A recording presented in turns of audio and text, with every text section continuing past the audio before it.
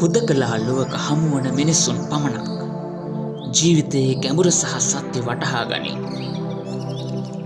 මතුපිට ස්තරයෙහි පාවී සිටින මිනිසුන් ජීවිතයේ හරය හෙවත් අරටුව ස්පර්ශ නොකරයි.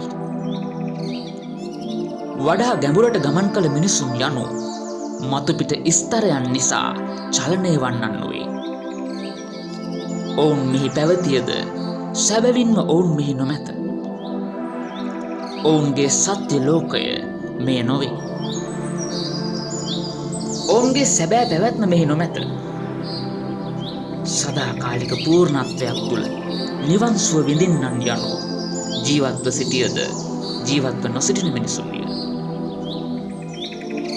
වේදනාවේ පරතරද සංස්කෘතියේ පරතරද අවබෝධ කළ මිනිසාට අතීතයක් නොමැත. ඔහුට අනාගතයක් නොමැත. ඔහුට මේ මොහොතද නොමැත. ඔවුන්ගේ ලෝකය අකාලික වේ. ඔවුන්ගේ ලෝකය නිබ්බාන වේ.